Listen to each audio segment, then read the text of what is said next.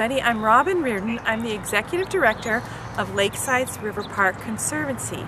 We are a local nonprofit organization doing river restoration work and park creation work along the San Diego River. I'm here today to talk to you a little bit about what you'll see at the river park when you come and visit. The first thing I want you to see behind me is a pond.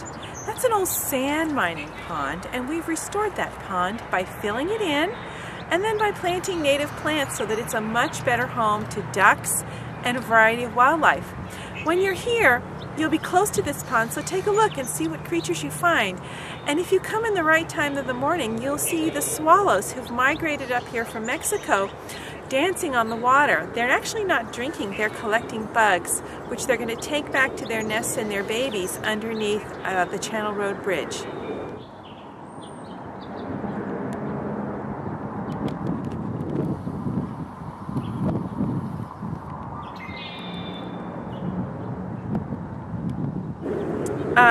The next place I want to take you is to the constructed wetlands. This constructed wetlands helps clean the water that comes out of Los Coches Creek, which is a big major tributary that takes water to the San Diego River and that covers most of Lakeside. Los Coches Creek is an urban creek, so it has what we call urban slobber. That means anything you've ever seen your neighbor throw on the ground, anytime they've sprayed bug spray, anytime they have put chemicals on their lawn to make it green, any oil they drop, any car washing that they didn't do on their lawn that flows into the gutters, flows into Los Coches Creek and down into the river. This is very polluted water and it needs to be cleaned, and the way we do it is with plants and with nature. As you look at Los Coches Creek, you're going to see 3 holes cut in the side, and those holes are pipes that bring water into the constructed wetlands.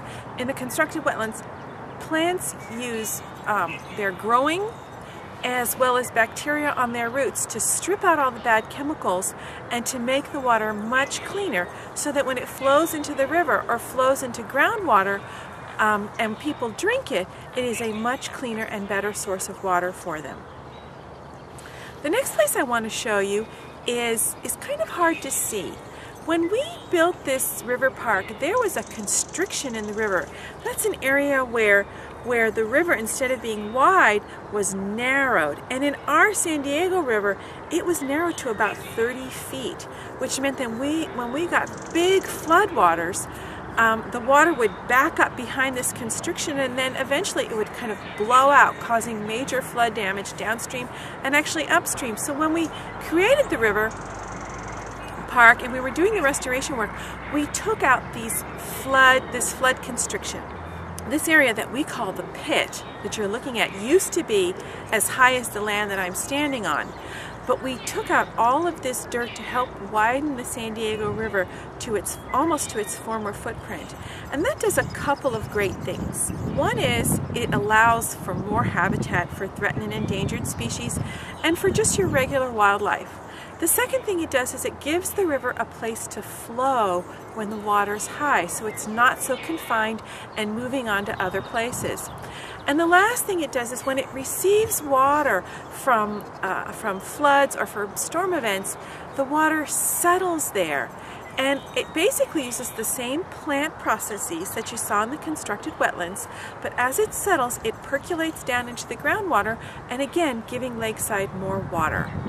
If you look carefully at the river park, you'll find a variety of animals living here. We have coyotes, we have bobcats, we have all kinds of birds. In fact, we're a very big stop on what they call the Pacific Flyway. That means birds migrating up from Mexico in the spring need to stop here to refuel. You may not know that when a bird does a migration, it doesn't just fuel up at its first stop and then fly on. It needs to fuel up at regular intervals, and the way it knows it has enough fuel is its body gets fat after eating all these great bugs in all these various places. And when it's fat enough, it'll know it's time to fly on. So the fact that we have lots of bugs and lots of things to eat at this river means that the birds can stop, they can eat everything they can find that's appropriate for them. They'll fatten up and then they'll continue their migration. That's why you only see robins here for a few days a year, because they're on their migration and flying north. You'll see our swallows here. They're fattening up and they're going to stay here, raise their babies.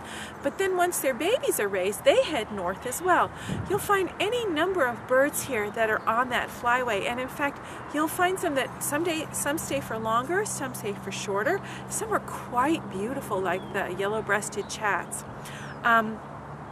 We have other birds that you might be interested in. We have western bluebirds that flit around here and look like sapphires as they fly. We have blue grosbeaks. We have greater gackles who've got beautiful songs. We have every kind of hummingbird that you can imagine. We have towhees. We have all sorts of birds. And they're an important complement to our river park. We have coyotes babies being born every year. We have lots and lots of different kinds of snakes. But I need to warn you about one.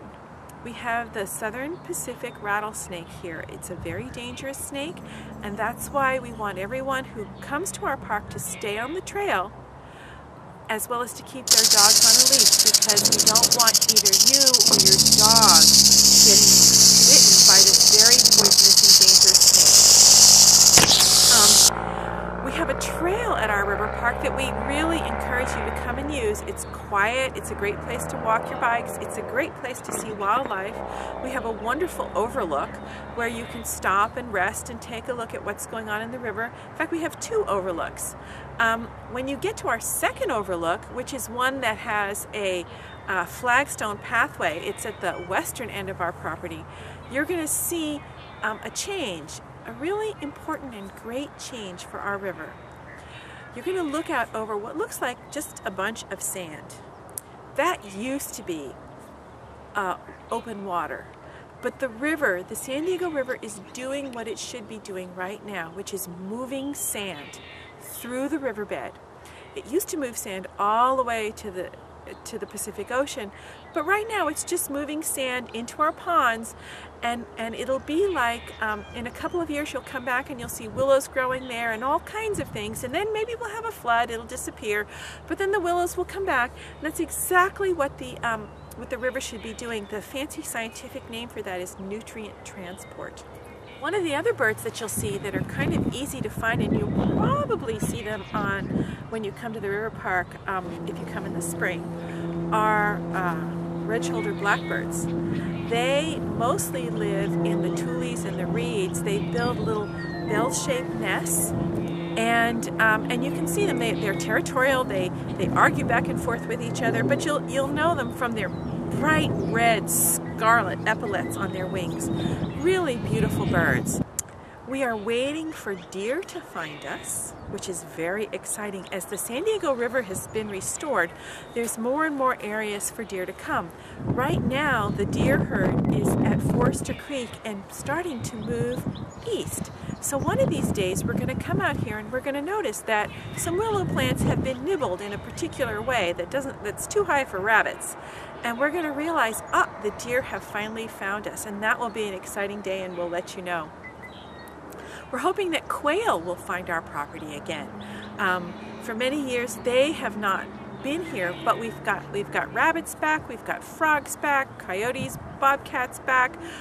We even have a golden weasel, if you're lucky enough to see him. We have roadrunners, all kinds of roadrunners here. And you might be lucky enough to see them.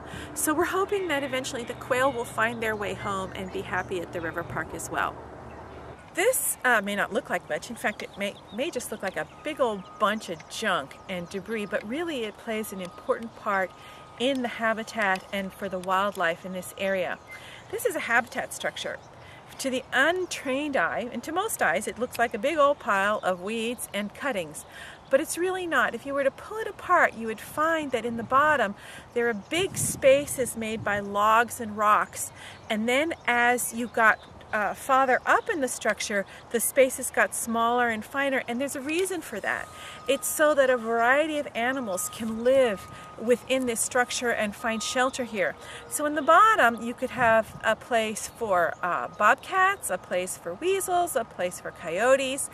They would be happy there. And then as you moved up, you have little places for lizards, you have little places for rabbits and squirrels, all of whom need shelter, all of whom need a place to hide from other kinds of predators. So think of these things as kind of like islands. Animals can come here, find shelter, and once they've found shelter, they can venture out more safely into the rest of the habitat and find things to eat, raise their babies around here, and become a place for them to start to what we call recolonize different areas of the park. Restoration is not always a very neat process, a quick process, and sometimes it's not even a very successful process. You have to experiment a lot to figure out what is going to grow in any particular place. So here we have what looks like a lot of cement, a lot of these wattles, and some plants with red flags. Well, we planted this slope several times, but what we learned is that the sun from the south beats on this slope to the point that it's very hard to keep plants alive, given that we have to interplant them amongst these big old slabs of concrete. So we tried to change the habitat type we're going to put on, and we're hoping that we're going to be successful. There's a wonderful bird that lives here in Lakeside out near El Monte called the cactus wren. And they're having a hard time surviving these days. They were never they're very habitat dependent, these birds, so they've been losing habitat and losing ground to development and other issues. And then when the big fires came through, the cedar fire in particular, it basically burnt all the cactus they live in. So they just had a very hard time. They weren't able to reproduce. Their numbers just plummeted. So what we tried to do here, because we can't seem to grow much on this slope, is we're trying to convert it to cactus for cactus wren habitat. So at some point, when restoration gives you lemons, you try and figure out how to make lemonade out of it, and that's what we're trying to do here. This looks like a curious facility, and you can see it from the trail as you walk by. This is the place where we get our water to irrigate all these plants. When we first started planting, we had thousands and thousands of plants to water, so we needed to pull water from the pond to water the plants that were all over the park. We don't use this facility very much anymore, but I wanted to show you that even when you plant native plants and even when you're doing restoration, they need water for the first couple of years. And generally you try and give them water about once a week. And so that's what we did with this facility. Eventually we're going to pull it out, but for the moment it stays in case we need to deliver water to some other site. Lakeside's River Park is a really amazing place. It's important for this community, and it's important that you as students and as citizens and as residents understand what it can offer for the animals and for the people of this town. So we're so happy to have you. Hope that you learn a lot, hope that you like what you see, and hope that as you grow, you'll know more about this world and the world of the San Diego River that is just so close to you.